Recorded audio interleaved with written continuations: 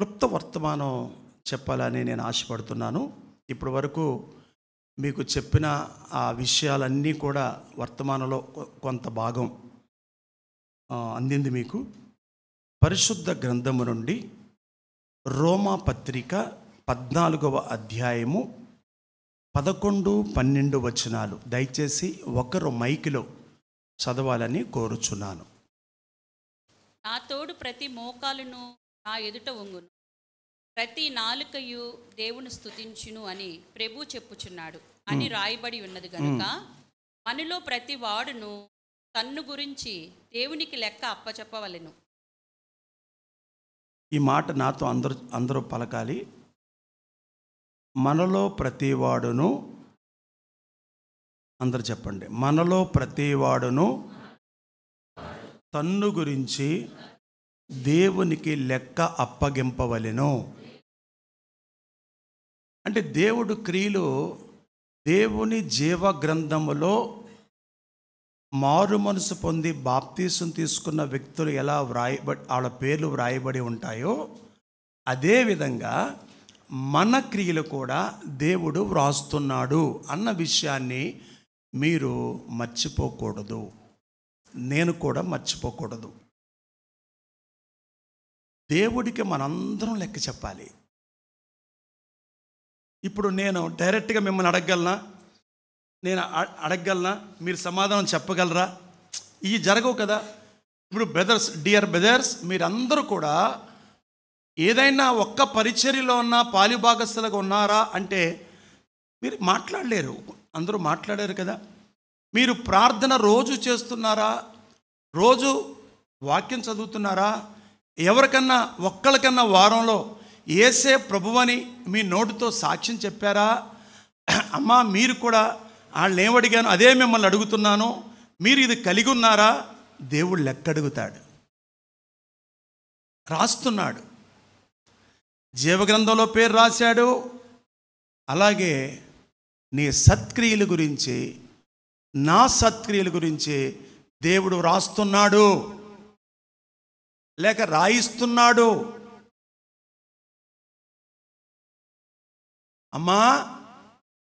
అమ్మా దశమ భాగం మీ ఆయన ఇమ్మని మీకు ఇస్తున్నాడా? అయ్యా దశమ భాగం పాత నిబంధన, అది కొత్త నిబంధనలో మాట్లాడకూడదు, ఆ మాట వాడికైపోయింది. పాత నిబంధనల దశమ భాగం కొత్త నిబంధనలో వర్ధిల్ల కొరది ఇమ్మని చెప్పాడు, మీరు ఇస్తున్నారా అని నేను అడగగలనా? దేవుడు లెక్క అడుగుతాడు. దేవుడు లెక్క అడుగుతాడు, రాస్తున్నాడు. ఆయన ఆల్రెడీ రాజేశాడు. చాలామంది ఆయన లెక్క అడుగుతాడు. మత్తయి సువార్త చూడండి, 5వ అధ్యాయము 16వ వచనం.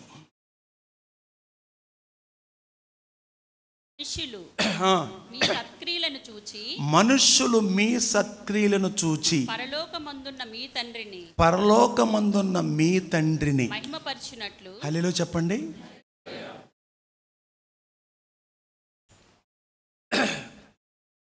మనం ఏం చేస్తే పరలోకపు తండ్రికి మహిమ కలుగుతుంది? మీ సత్క్రియలు. గమనించండి, సత్క్రియలు బయటకు కనిపించాలి, నీతి క్రియలు బయటకు కనపడకూడదు.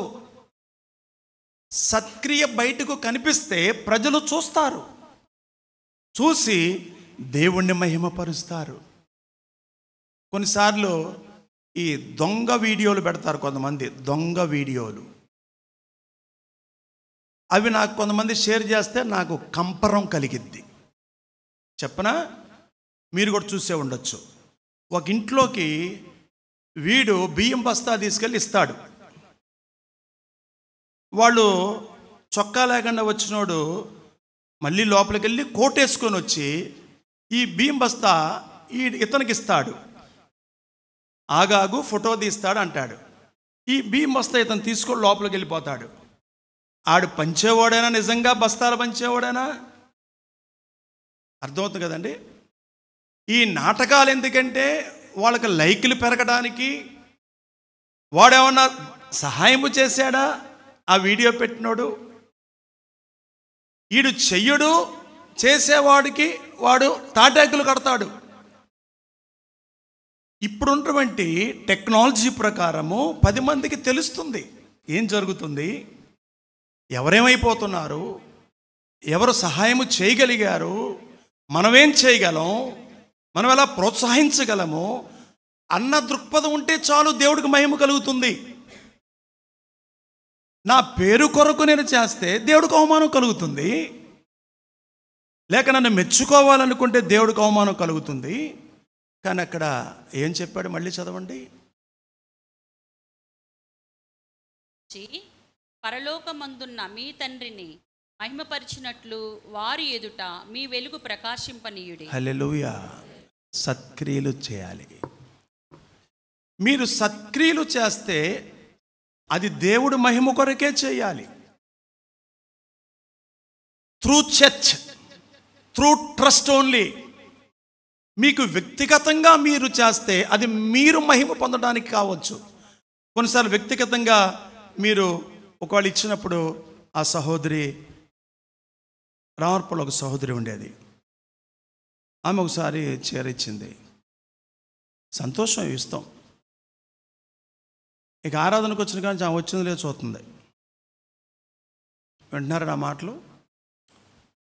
మీరు ఎవరికైనా డైరెక్ట్గా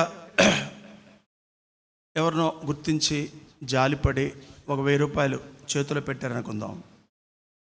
ఇక వాళ్ళు ఏం చేస్తారు తెలుసు, వారం మీ అంకే చూస్తారు, మీరు వచ్చారా లేదో చూస్తారు ముందు.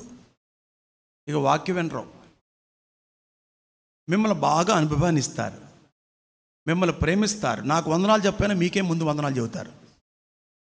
ఈ ప్రాబ్లమ్స్ అన్నీ వస్తాయి కాబట్టి దేవుడు ఒక సంఘాన్ని ఏర్పాటు చేసి, ఇది సంఘము నీకు ఇచ్చిన కానుక అంతే. ఇప్పుడు చీరలు ఇవ్వబోతున్నారు కదా, వాళ్ళెవరో మీకు తెలియదు, ఆమెవరో మీకు తెలియదు, కానీ ఇది దేవుడు మీకు ట్రస్ట్ ద్వారా కానుకిస్తున్నాడు. త్రూ చర్చ్, లేకపోతే త్రూ ట్రస్ట్ ద్వారా సహాయం. వ్యక్తిగతంగా చేయడానికి మనం ఇష్టపడతాం, కొన్నిసార్లు ప్రమాదం పొంచి ఉండొచ్చు. మనల్ని వాళ్ళు పొగుడుతారు, ఘనపరుస్తారు, మనం చాలా ఫీల్ అయిపోతాం. కొన్నిసార్లు ఎదురు దెబ్బ తగిలిగే అవకాశాలు ఉంటాయి. అక్కడ అదే చెప్పాడు. 6వ అధ్యాయము మత్తయి సువార్త 1వ వచనం చదవండి. మనుషులకు కనబడవలనని, మనుషులకు కనబడాలని వారి ఎదుట మీ నీతి కార్యములు చేయకుండా జాగ్రత్త పడుడి. ఏంటి నీతి కార్యాలంటే? మనుషులకు కనబడాలని మీ బైబిల్లో ఉందా? ఆ సహోదరి చదివింది ఉందా? మనుషులకు కనబడవలనని వారి ఎదుట మీ నీతి కార్యము చేయకుండా జాగ్రత్త పడండి. లేని ఎడల, చాలమ్మా, నీతి కార్యాలు. అక్కడ ఏమన్నాడు? సత్క్రియలు. కిరణ్ బేడి, సత్క్రియలు ఏమన్నాడు? కనబడాలన్నాడు. నీతి క్రియలు ఏమన్నాడు? కనపడకుండా. మీకు అందరికీ చక్కటి సలహా ఏంటంటే, చర్చిలో ఎక్కువ ఆరాధన చేయొద్దు, ఎక్కువ ప్రార్థన చేయొద్దు. మీరు ఇంటి దగ్గర చేయాలి. నీతి క్రియ అంటే నీ గదిలోకి వెళ్ళి నువ్వు ప్రార్థన చేసేది ఎవరికి తెలియకూడదు. అది నీతి కార్యం. నువ్వు నీతిమంతుడు అయితే నువ్వు దేవుడితో మాట్లాడతావు. ఇప్పుడు చర్చిలో ఆరాధన, చర్చిలో ప్రార్థన ఎలా ఉంటుంది? పక్కన వాళ్ళకి ఎబ్బెట్టుగా ఉండకూడదు, చక్కగా వర్ణించాలి, చక్కగా పెద్ద ప్రార్థన చెయ్యాలి, నువ్వు బాగా చేస్తావని తెలియాలి, నువ్వు బాగా ఆరాధన చేస్తావని తెలియాలి, ఇవన్నీ తెలియాలి. అందుకే నీ ప్రార్థన గదిలో నువ్వు చెయ్యాలి. నీవు పబ్లిక్గా ప్రార్థన చేయటానికి, పెద్ద పెద్ద ప్రార్థనలు చేయటానికి, మనుషులని మెచ్చుకోవడానికి నువ్వు ప్రయత్నం చేయకూడదు. ఇది నీతి కార్యం. సత్క్రియ కనపడాలి, నీతి కార్యం కనపడకూడదు. అమ్మ సత్క్రియ బాగుంది కదా ఇక్కడి వరకు. ఇప్పుడు 1 కొరింథీ పత్రిక 10వ అధ్యాయము 31వ వచనంలో పౌలు గారు ఏం చెప్తున్నారో మీకు అందరికి సుపరిచితమైనటువంటి లేఖనము, అది చదవండి, వినండి. 1 కొరింథీ 10:31. కాబట్టి మీరు భోజనము చేసినను పానము చేసినను పానము చేసినను ఏమి చేసిన ఇంకేం రాస్తాడు మిగతాయి? సమస్తమును దేవుని మహిమ కొరకు చేయుడి. ఏం చేసినా నన్ను పొగుడుతుంటే యనమల కుదురులో కూడా నన్ను చూశారుగా, అస్సలు ఇష్టం ఉండదు. ఆయనే చెప్తున్నాడు, అయ్యగారి పొగట్టడం ఇష్టం ఉండదు, అయ్యగారికి పొగట్టడం ఇష్టం ఉండదు అంటున్నాడు, పొగిడేస్తున్నాడు. నాతో పాటు వచ్చినాడు, విన్నారుగా. ఒంటి గంట వరకు నిద్ర పోలేకపోవడానికి కారణం ఏంటో తెలుసా? ట్రస్ట్లో దేవుని బిడ్డలు అంటే సంఘస్థులు కాక బయట వారు ట్రస్ట్లో వేసిన డబ్బు నన్ను నిద్రపట్టినవరా. అంటే వారు నన్ను నమ్మారు కాబట్టి నేను నమ్మకంగా పనిచేయాలి, సరైనంగా వ్యక్తులకి అందాలి, జెన్యూన్గా అందాలి. నిజంగా ఎవరు ఆకలి, ఇక్కడ దొంగలు ఉన్నారు. మళ్ళీ దొంగలంటే మీరు కాదు, ట్రస్ట్ సభ్యులు కాదు, బయట ప్రజలు. తీసుకున్న వాళ్ళే తీసుకుంటున్నారు, ఎగబడి తీసుకుంటున్నారు. వాటర్ బాటిల్ మా దగ్గర తీసుకుని అమ్మేసుకుంటున్నారు లోపలికి వెళ్ళిపోయి. ఇక్కడ దొంగలు ఉన్నారు. అందుకే చాలా జాగ్రత్తగా అందించాలి. ఎవరండి వాళ్ళు మన దానిలో ₹1,00,000 వేయడానికి? ఎవరండి వాళ్ళు 10,000 వేయడానికి? వాళ్ళని మనం చూసి ఎవరండి వాళ్ళు 20,000 వేయడానికి? ఎవరండి వాళ్ళు 50,000 వేయడానికి? మనం చూసామా వాళ్ళని? వాళ్ళకి ప్రేమ దేవుడి మీద ఉన్న దేవుడి నామములో చేయాలంటే వాళ్ళు ఎవరో మనకు తెలియదు, వాళ్ళ పేరు నాకు తెలియదు. విజయోత్సవముగా దేవుడు జరిగించాడు. నేను అనుకుంటాను, నా మట్టుకు నేను ఆయనకే మహిమ కలిగేటట్లుగా చేశాను నేను అనుకుంటున్నాను. ఎక్కడన్నా 1% 2% ఏమన్నా పొగడతలకి ఏమన్నా కాస్త కడుపు నిండి అన్నం తినలేదేమో తెలియదు కానీ నాకు, అందుకేమో నాకు తెలియదు కానీ ఆ వాసనకు అన్నం తినలేకపోయాను, ఆ గాలికి అన్నం తినలేకపోయాను. ఎగుడు కొట్టింది, వికారం వచ్చేసింది. శివయ్య గారు బంధువులు కూడా ఉన్నాడు. ఆయన చూసా నేను, నేనే పలకరించా ఆయన్ని. ఆయన నన్ను గుర్తుపట్టలేకపోయి టోపీ పెట్టా, బెల్ట్ పెట్టా. నేను పలికిచ్చి అవునండి అవునండి అవునండి అన్నాడు. మళ్ళీ రెండోసారి నేను వెళ్ళలేకపోయాను, మనవాళ్ళు వెళ్ళారు, అప్పుడు ఫోటో తీశారు, దానిలో కూడా ఆయన కనపడ్డాడు. వాళ్ళ ఇంటి ముందు భయంకర మురికి బొగ్గు కలర్ నీళ్ళు అడుగు పెట్టాం, వెళ్ళాం, డోర్ టు డోర్ పంచాం. వాళ్ళ ఇళ్ళ ముందు పరుపులు, దిళ్ళు, దివాను కాట్లు మొత్తం పోగులేస్తే మా ఆటో వెళ్ళక వాటిని తొక్కించుకొని వెళ్ళిపోయి. ఇక ఎంత దారుణం అంటే వెళ్ళిన వాళ్ళకి తెలిసిద్ది. ఈరోజుకి ఇంకా వాసన పోల సత్క్రియ. అందుకే దేవుడు మనకు అప్పగించాడు, సత్క్రియ చేయాలి. ప్రతి క్రైస్తవుడిని అందుకే బతికిస్తున్నాడు, నీతి క్రియ చేయడానికి, సత్క్రియ చేయడానికి. మీరు ఏది చేసినను, పానము చేసినను, భోజనము చేసినను, ఏది చేసినను సమస్తము, మైకిలో చదవమ్మా, దేవుని మహిమ కొరకు చేయాలి. ఆయనకే మహిమ కలుగునుగాక. మనమేమో కొన్నిసార్లు కోతలు కోస్తాం. కోతలు కోయటం వల్ల, మాటలు చెప్పడం వల్ల ప్రయోజనం లేదు. తోటి మానవుడు, తోటి బంధువు, తోటి సహోదరుడు, వాళ్ళెవరో మనకు తెలియదు. ఇప్పుడు ఒక చీర నువ్వు ఇచ్చావు, ఆమె కట్టుకుంది, ఆ వీధిలో తిరుగుతుంది. ఆమె ఎవరో అడిగారు, చీర బాగుందక్క, భలే ఉందంటే, ఎవరు పెట్టారనుకున్నావు? మా చర్చోళ్ళు పెట్టారే అంటది. చర్చోళ్ళ? ఓకే, చర్చోళ్ళు అంటే ఎవరు? యేసు ప్రభు బ్యాచ్, యేసుబాబు బ్యాచ్, వాళ్ళే చర్చోళ్ళు. మొత్తానికి మీ చర్చోళ్ళు భలే మంచి వాళ్ళే, పద్దా చీరలు పెడతారు, బియ్యం ఇస్తారు, ఏదో ఒకటి చేస్తూ ఉంటారు.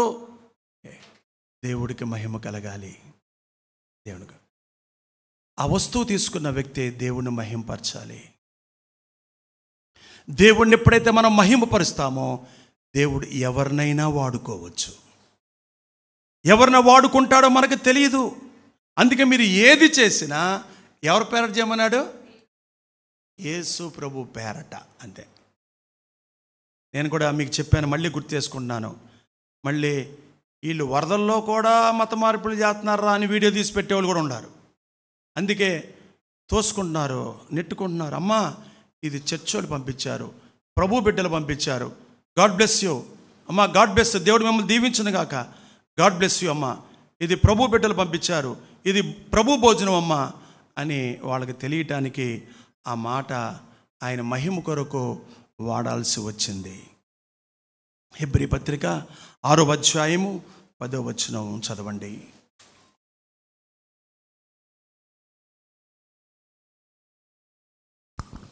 మీరు చేసిన కార్యమును మీరు పరిశుద్ధులకు ఉపచారము చేసి ఇంకను ఉపచారం చేయుచుండుట చేత. అయిపోలా ఏమండి? అయిపోలేదండి, అయిపోలా.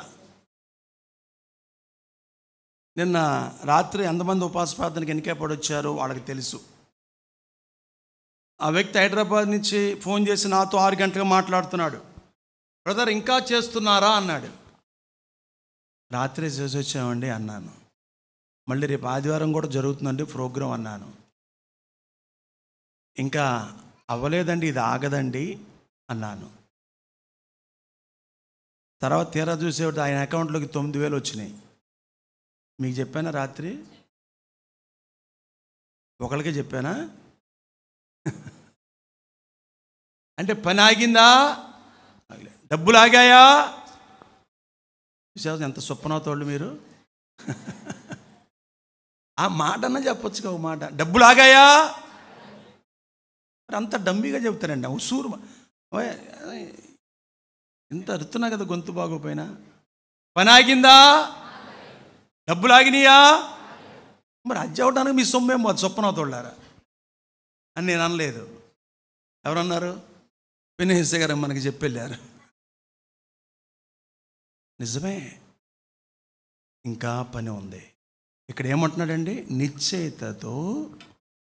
ఇక్కడ ఏమన్నాడండి? మీరు చేసిన కార్యమును మీరు పరిశుద్ధులకు ఉపచారము చేసి ఇంకను ఉపచారము చేయుచుండుట చేత తన నామమును బట్టి చూపిన ప్రేమను మరుచుటకు దేవుడు మర్చిపోవడానికి దేవుడు అన్యాయస్తుడు కాదు. హల్లెలూయా చెప్పండి. ఎవరిని మర్చిపోడండి.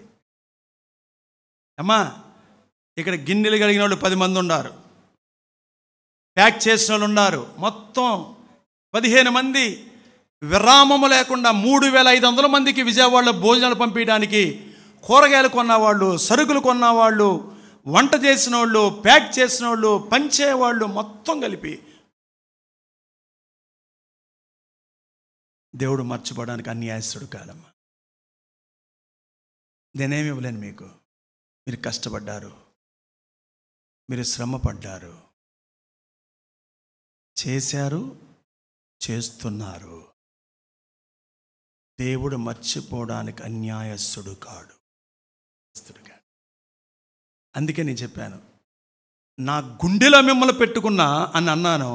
కానీ నేను ఆఫ్టర్ ఆల్ మనిషిని, ఆయనకు మనకు గుండెలు ఇచ్చాడే, ఆ దాతుండాడే, ఆయన మిమ్మల్ని ఇంకా గుండెలో పెట్టుకొని చూసుకుంటాడు.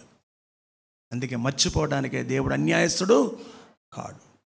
దేవుడికే మహిమ కలుగునుగాక. ఒక వ్యక్తి అన్నాడు నాతో, అన్నా నా తండ్రి లేనప్పుడు నేను ఎలా చదువుకున్నా నాకు తెలుసు. ఆ బాధ ఏంటో నాకు తెలుసు, కష్టమేంటో నాకు తెలుసు. అన్నా, దేవుడు ఇప్పుడు మమ్మల్ని మంచి స్థితిలో ఉంచాడు కదా. అవునాను, ఉంచాడు.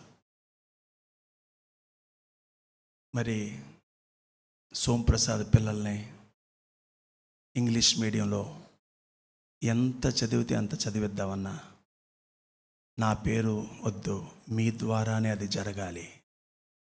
విచిత్రం ఏంటంటే వ్యాన్ ఫీజు, బుక్స్కి డబ్బులు,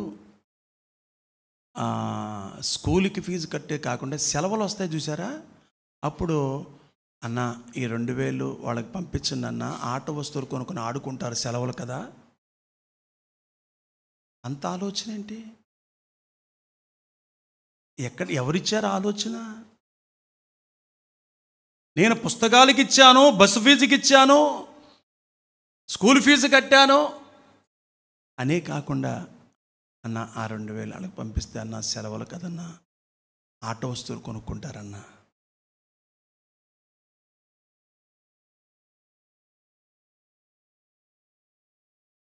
దేవుడు మర్చుటకు అన్యాయస్తుడు కాదు. అవసరతలో ఉన్నవారికి, పిల్లల చదువుల కోసం సత్క్రియ, అనారోగ్యంలో ఉన్న వారిని ఆదుకోవటం సత్క్రియ, తల్లి తండ్రి లేని వారిని చదివించటం, ఆదరించటం, అత్తుకోవటం సత్క్రియ, వైద్యం అందించటం లేక వైద్యము కొరకు సహకరించటం అది సత్క్రియ. అదే కదా మత్తయి సువార్త 20వ అధ్యాయంలో ఆయన మనకు నేర్పింది. వాళ్ళు ఎవరో నీకు అనవసరం, వాళ్ళు అన్యులా క్రైస్తవులా ఎవరో నీకు అనవసరం. దేవుడు నిన్ను చేయమన్నాడు, నువ్వు చేయాలి. నన్ను చేయమన్నాడు, నేను చేయాలి. మనందరం దేవుడికి లెక్క చెప్పాలి. అది ఆయన చెప్పాడు, రోమపత్రికలో చెప్పాడు. మనందరము దేవునికి లెక్క అప్పగింపవలెను. రాస్తున్నాడండి, రాస్తున్నాడు. జీవగ్రంథములో పేరు రాసి వదిలిపెట్టలేదు. జ్ఞాపకార్థ గ్రంథం ఒకటి ఉంది, దానిలో అన్నీ రాస్తున్నాడు, అన్ని క్రియలు రాస్తున్నాడు, రాచేశాడు, ఇంకా రాస్తాడు, రాయబోతున్నాడు. 2వ పేతురు పత్రిక 1వ అధ్యాయం 10వ వచనం. 2వ పేతురు పత్రిక 1వ అధ్యాయం 10వ వచనం.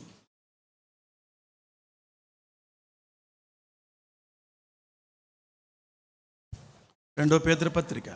అందువలన సహోదరులారా మీ పిలుపును ఏర్పాటును నిశ్చయం చేసుకున్నటకు మరి జాగ్రత్త పడుడి. మీరిట్టి క్రియలు చేయువారైతే ఎప్పుడునూ తొట్టిల్లరు. అలాగున మన ప్రభువును రక్షకుడైన యేసుక్రీస్తు యొక్క నిత్య రాజ్యములో ప్రవేశము మీకు సమృద్ధిగా అనుగ్రహింపబడును. హల్లెలూయా. మీ పిలుపేంటో మీకు తెలుసా? దేవుడు మిమ్మల్ని పిలిచాడన్న విషయం మీకు తెలుసా?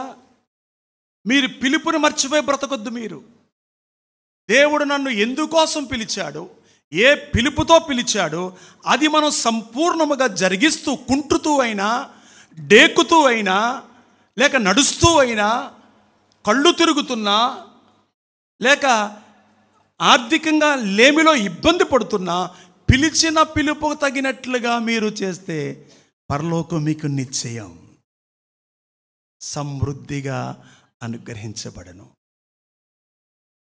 తీతు పత్రిక 2వ అధ్యాయము 14వ వచనం. తీతు పత్రిక 2వ అధ్యాయము 14వ వచనం. నిద్రపోమాకండి. ఆయన సమస్తమైన దుర్నీతి నుండి మనలను విమోచించి సత్క్రియలందు ఆసక్తి గల ప్రజలను, ఆసక్తి గల ప్రజలు అన్నాడు. దేని యందు ఆసక్తి? దేని యందు ఆసక్తి? యవనస్తులు సత్క్రియలు. యవనస్తులకి ఆమె తల్లిదండ్రులు పనులు నేర్పుతున్నారు లేదా మరి చదివిస్తున్నారు, వేల రూపాయలు కట్టి, వేల రూపాయలు కట్టి. మంచినీళ్ళు ఇస్తారమ్మా మీకు? అంట్లు కడుగుతారా అమ్మకి? కూరగాయలకు వస్తారా? ఇల్లు ఉడుస్తారు ఎప్పుడైనా సెలవులప్పుడు? కొన్ని చదువుకున్నప్పుడు వేరే పర్వాలేదు. అమ్మ టీ పెడతాం నేర్పుతుందా? కాఫీ పెడతాం నేర్పుతుందా? ఉప్మా చేయటం మొట్టమొదటిగా ఈగ నేర్చుకున్నది ఉప్మా, తర్వాత కోడిగుడ్డు పొరటు, బంగాళదుంప వేపుడు, అన్నం వండటం, ఇదే కదా. ప్రాథమికంగా వచ్చేవి పిల్లలకి. ఏమ్మా తల్లులారా, చదివించడం వరకైనా ₹1,00,000 పెట్టి, రేపేమంటారు చదివైన తర్వాత ఉద్యోగం అంటారు. 1 సంవత్సరం 2 సంవత్సరం దగ్గర ఉద్యోగం కానీ పిల్లకి వయసు పెరిగిపోతుంది, పెళ్లి చేయాలంటాడు. వాడికి ఏం వండి పెడతావు? ఆడికో 1,00,000 నీకో 1,00,000 వస్తుంది. ఏం తింటారు? గడ్డి తింటారా మీరు? ఆడికో 1,00,000 ఇంకో 1,00,000 వస్తుంది, 2,00,000 వస్తున్నాయి. ఏం తింటారు? తింటాకే కదా కష్టపడేది. ఒకళ్ళు అంటున్నారు సౌర బజార్లో దొరుకుతాయంట, అవి తెచ్చి నూనెలో పడితే అవి ఏగుతాయంట. తర్వాత ఆన్లైన్లో పెడతానంటే అయ్యే వచ్చేస్తాయంట. బ్రెడ్ కావాలితే బ్రెడ్ వస్తుందంట, పాలు కావాలితే పాలు వస్తాయంట. ఆడు ముక్కు తుడుచుకొని పిండేసిన అట్లు పిండి వచ్చిద్దంట, ఇడ్లీ పిండి వచ్చిద్దంట, అన్ని పిండిలు వస్తున్నాయంట. ఇప్పుడు ఏం రుబ్బే పని లేదు, ఎక్సర్సైజ్ లేదు, ఇక పిండి రుబ్బే పని లేదు. ఏది కాదు చపాతీలు వస్తున్నాయి, పొరోటాలు వస్తున్నాయి, రోల్స్ వస్తున్నాయి. మొత్తం ఆడు ఎవడో నీకు తెలీదు.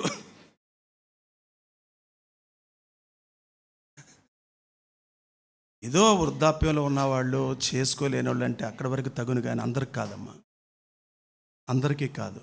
ఏదో కొంతమంది పరిస్థితి బాగోక అలాంటి వాళ్ళకి ఏదో తప్పదిక, ఏదో తినాలి అంతే ఇక. కానీ ఓపికన్న వాళ్ళకి కాదు అది, ఓపికన్న వాళ్ళు, ఆరోగ్యం ఉన్న వాళ్ళకి కాదు అది. యవనస్తులారా గమనించి ఇక్కడ ఏమన్నాడు, మళ్ళీ చదవండి 14వ వచనం.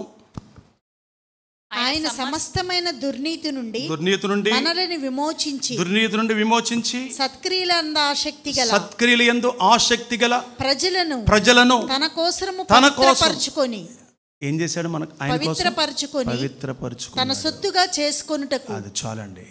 సత్క్రియలు ఆసక్తి గల ప్రజలుగా దేవుడు ప్రతిష్ఠించాడంట.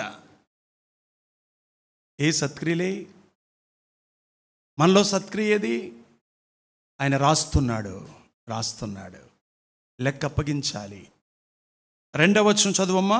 దానిలోనే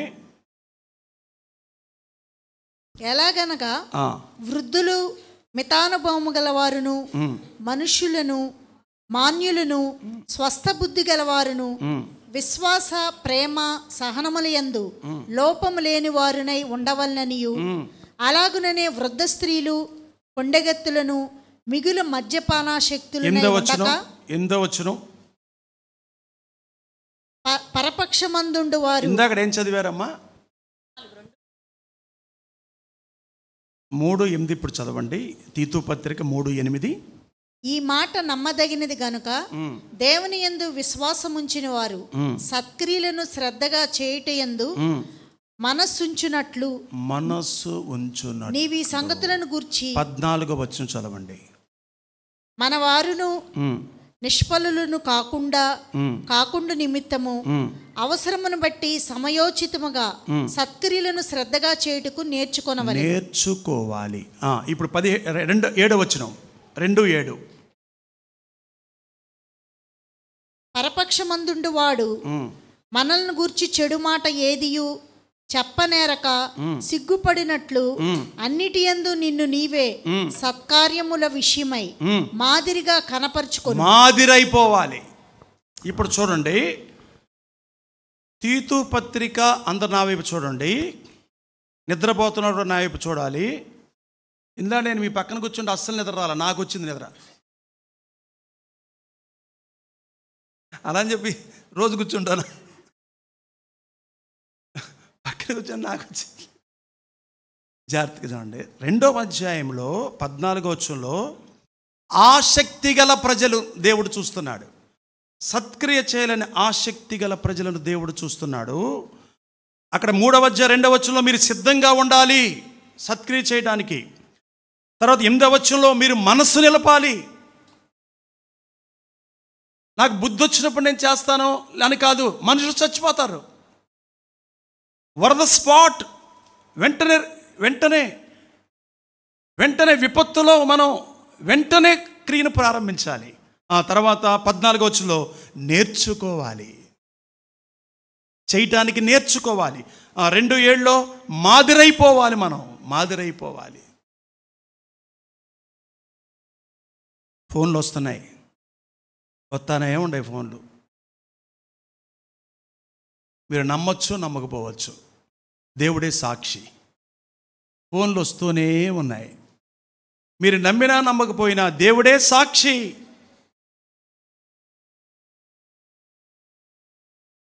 ఒకళ్ళు అన్నారు, నిన్నగా మొన్న విజయ్ కుమార్ గారి ఇంటి పక్కన ఒక చర్చిలో పీరియన్ మీటింగ్ జరిగింది. అక్కడ చెప్పారు బయటకు వచ్చాక, అన్న మీ ట్రస్ట్ ద్వారా చాలా ప్రాంతాల్లో పని జరిగింది. నేను చెప్పటం మీకు మీ ముందు చెప్పటం కాదు, చాలామంది చెప్పుకుంటున్నారు. దేవుడికే మహిమ కలుగును గాక.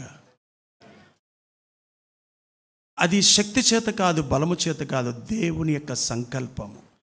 చెయ్యాలని ఆసక్తి గలన ప్రజలను దేవుడు సిద్ధంగా ఉండమన్నాడు, మనస్సు నిలపమన్నాడు, నేర్చుకోమన్నాడు, మాదిరైపోమని చెప్పాడు. మాదిరైపోని చెప్పాడు. మా వాళ్ళకి కోపం వచ్చింది. కోపం కొంతమందికి వచ్చింది, కొంతమందికి పౌరుషం వచ్చింది. నేను అప్పుడు కుదురుగా ఉంటానా, రెచ్చగొట్టే వాళ్ళని.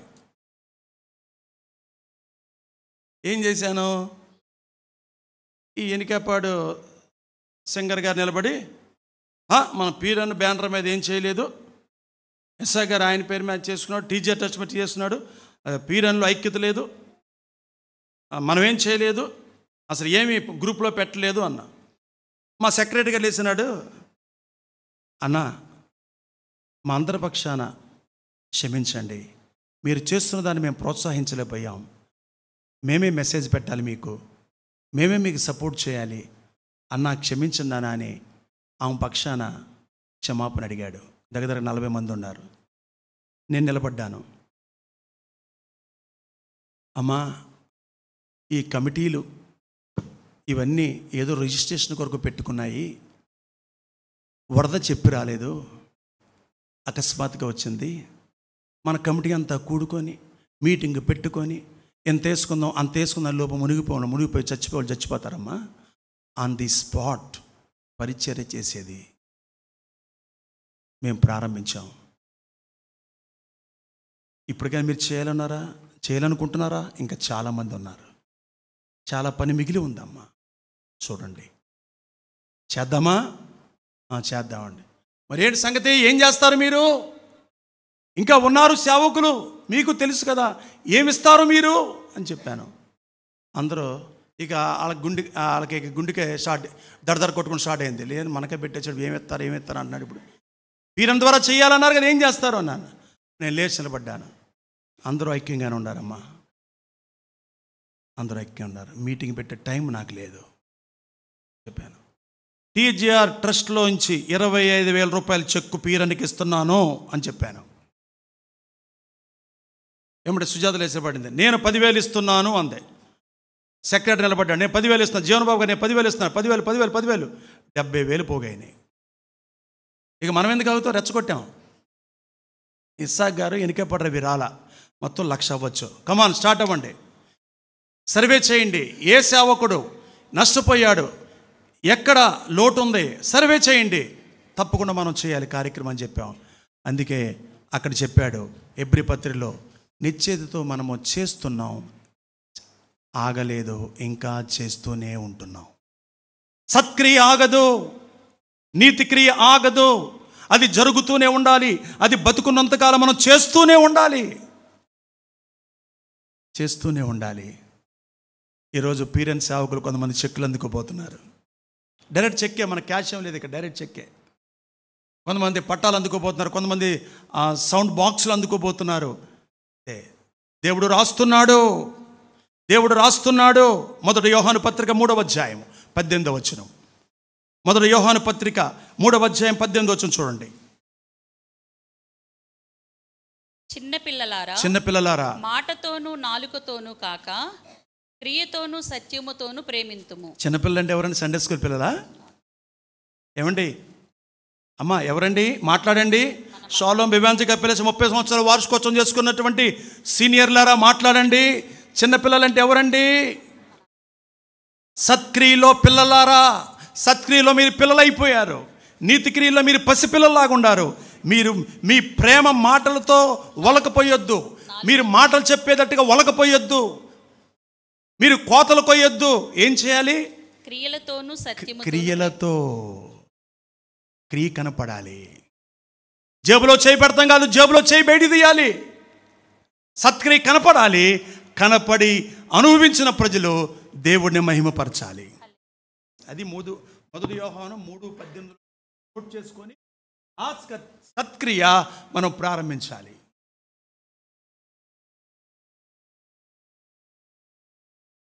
చూడండి, మత్తయి సువార్త 6వ అధ్యాయము 5వ వచనం. మత్తయి సువార్త 6వ అధ్యాయం 5వ వచనం చదవాలి.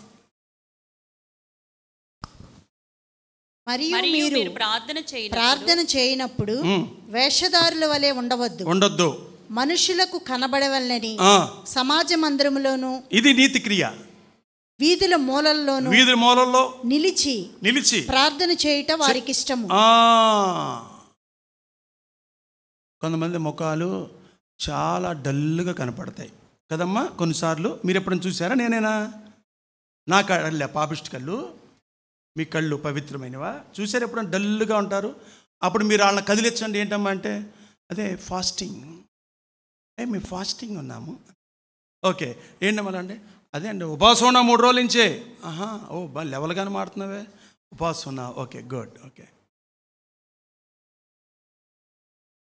నేను ప్రార్థన పొద్దున పూట గంట చేస్తాను, మధ్యాహ్నం గంట చేస్తాను, సాయంత్రం గంట చేస్తాను. ఓకే, మంచిది. అది నీతి క్రియ, కానీ చెప్పకూడదు. నీ ఉపవాసం తెలియకూడదు. నీ ప్రార్థనా సమయం చెప్పొద్దు, పడిపోతావు. అపవాది శోధించి పడేస్తాడు. అది నీతి క్రియ.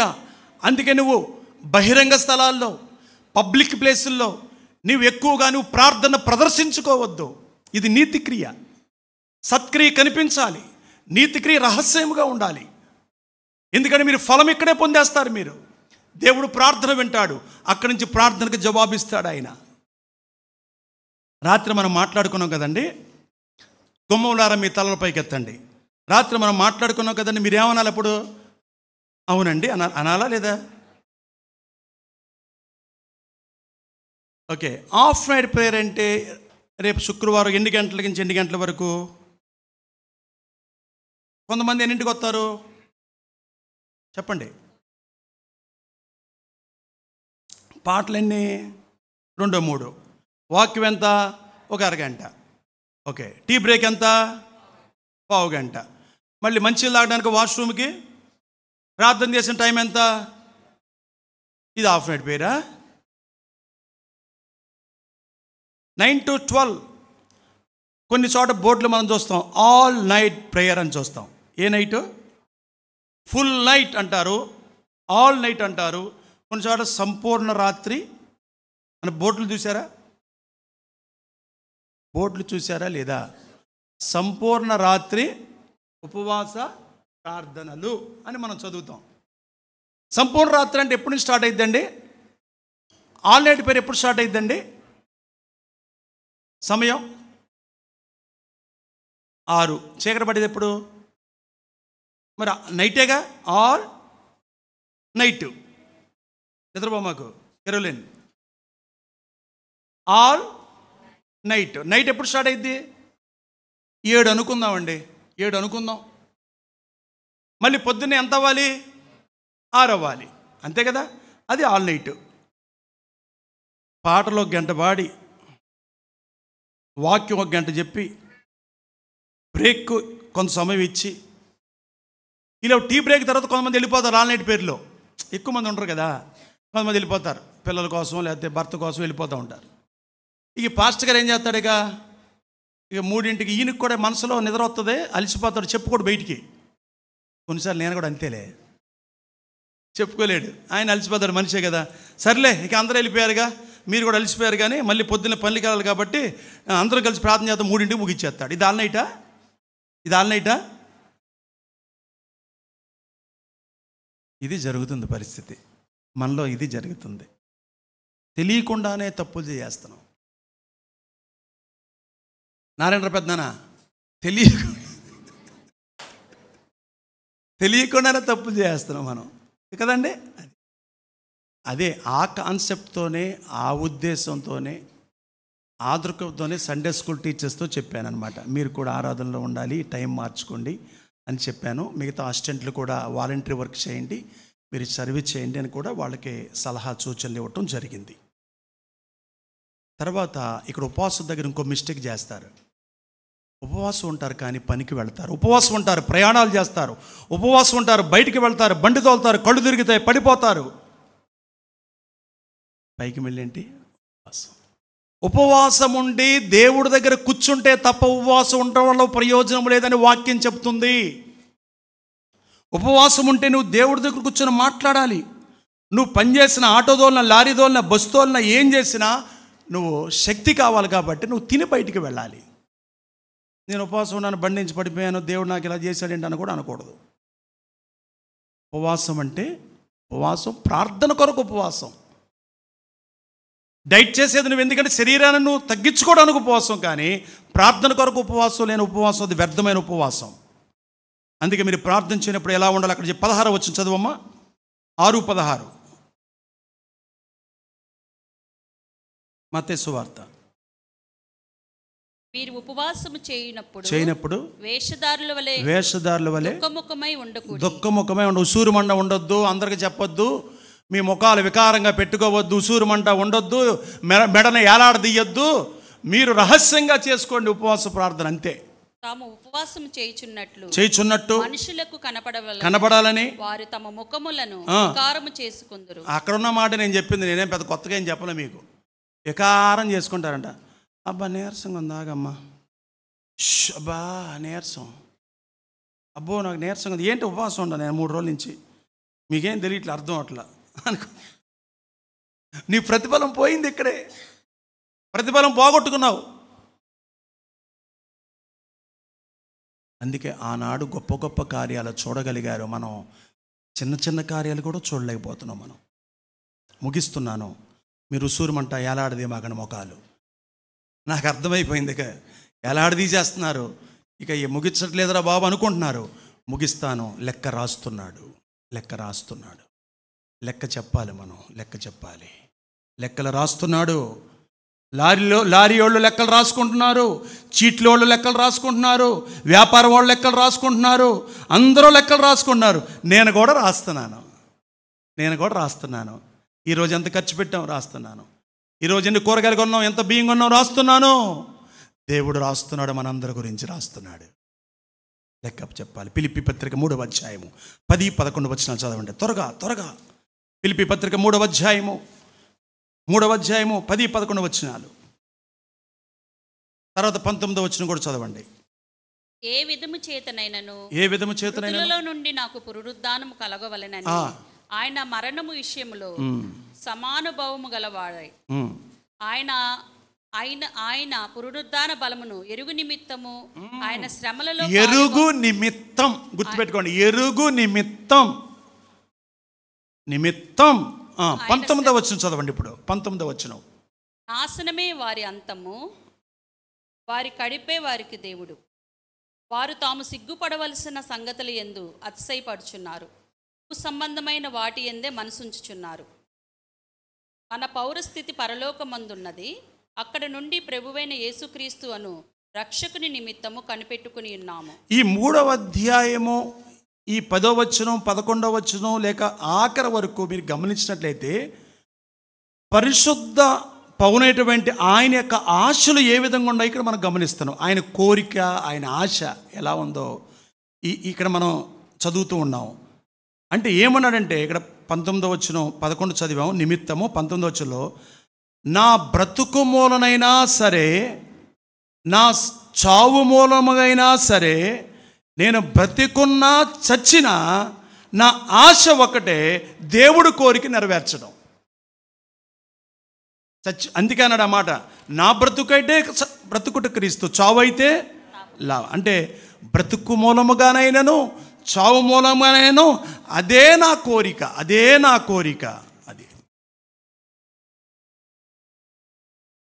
మన కోరిక ఏమై ఉంది? ఎలాంటి కోరికలతో మనం ఉన్నాం? ఎలాంటి ఆశలతో మనం నిద్రపోతున్నాం? ఎలాంటి ఆశలతో మనం కలిగి ఉన్నాం? సత్క్రియ, నీతిక్రియ, వీటి విషయంలో దేవుడు లెక్క అడుగుతాడు. మనం లెక్క అప్పచెప్పాలి. చక్కటి పాట మనం అప్పుడప్పుడు పాడుకుంటాం. ఇదే నా కోరిక నవజీవన కమాలిక, ఇదే నా కోరిక. ఏంటి నీ కోరిక? ఏంటి మన కోరిక? ఆపకండి. ఉండాలని,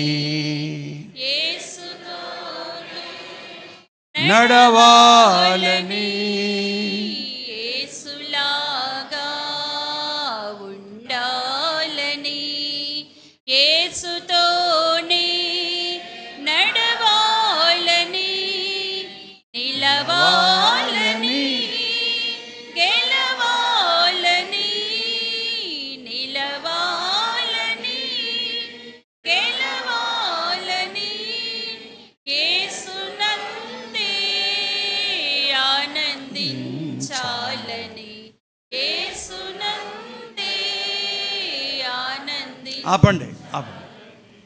విన్నారుగా? ఇదే నా కోరిక నవజీవన రాగమాలిక. బైబిల్ మూసేయండి అమ్మయ్యా, బైబిల్ మూసేయండి. ఇదే నా కోరిక నవజీవన రాగమాలిక, యేసులాగా ఉండాలని, యేసుతోనే నడవాలని, నిలవాలని, గెలవాలని. తర్వాత